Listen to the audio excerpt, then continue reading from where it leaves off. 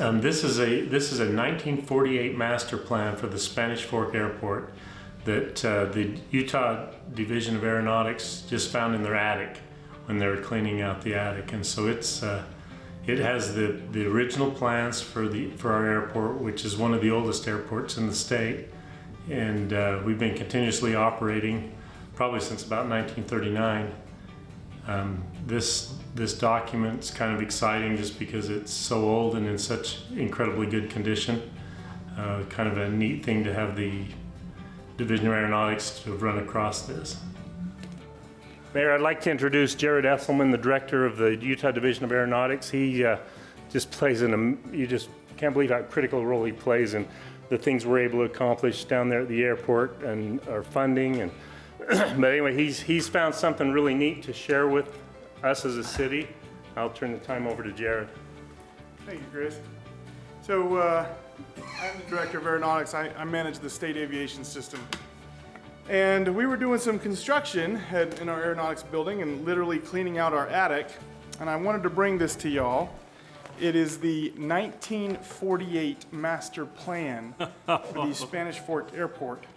Oh, that's awesome. It is signed, this document predates the Federal Aviation Administration. It is signed by the Civil Aeronautics Administration. The district airport engineer's name was Beam. The Spanish Fork mayor at the time was Gardner. And the Springville city mayor was Price. And this was back when we had a Utah State Aeronautics Commission. I think this is the first master plan for the Spanish Fork Airport ever. So we found this on our attic. It's a lot like finding the treasure map to One-Eyed Willie, but I will give this to you, Mr. Mayor. Another trophy? Boy, this is it's a banner day. What is going on? Look at that. Don't mess it up.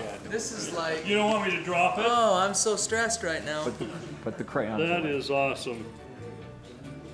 And I don't know who did it, but the 1960 master plan is stapled to the back of it. And I think that's why we have the 1948 plan, because we found them with a bunch of 1960, 1970 era master plans. But that was a true gem that we found hidden away in the attic. Hey, we'll find a good spot for this. Scott will probably take some pictures of it and post it so those that are not challenged like I am can watch it or pull it up on their computer.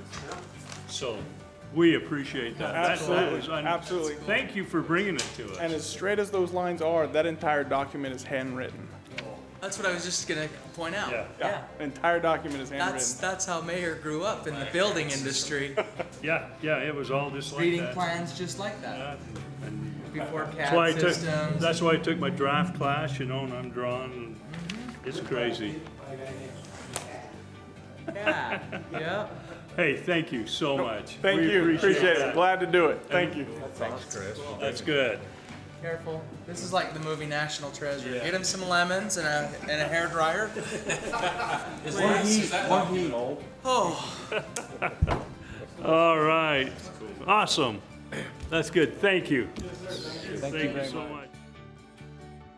So this document, it shows the original plan for the layout of the runways, and it shows a cross runway. So instead of just the one runway that we have now, it actually shows two runways in the shape of a cross. We still have the remnants of the crosswind runway out there.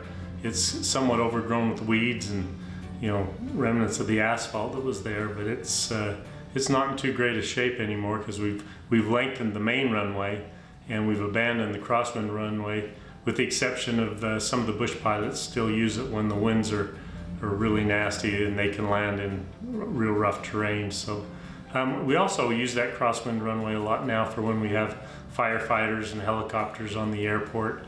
It just gives us a lot of room where we can set them down where they're not in the dirt, but they still have somewhat of a stable base underneath them. Well, your future, I guess, is somewhat based on your past, and so this is kind of a window into the past of the history of the airport and how it came to be. And the original plans that they had for the airport, it shows the old Springville ramp, and it also shows a proposed road coming in from the Springville side that I don't believe was ever built.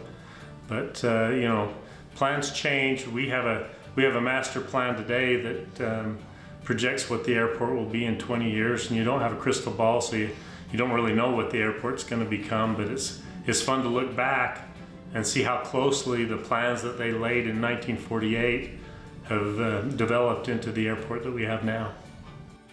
I think one of the kind of interesting things is we're just preparing to build the first portion of a taxiway that goes north towards Main Street and then runs parallel to the main runway on the north side.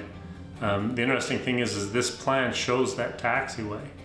And so here's a plan from 1948 that shows a taxiway that we're just getting ready to start building today. So, we had some pretty good forethought, I think, went into that.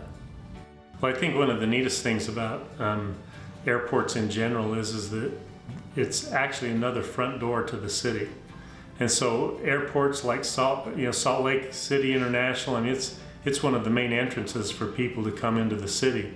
And so the fact that we've had an airport all this time, we've had another front door to the city.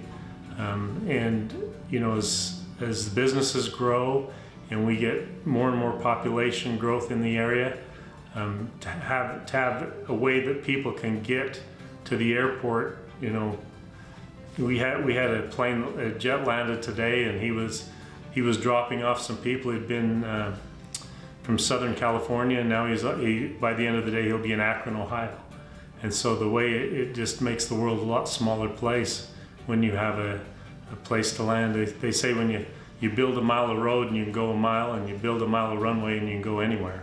So it's a big asset to the city and for the community to have this kind of access to the rest of the world. Well, there's certainly a lot more aircraft in the air.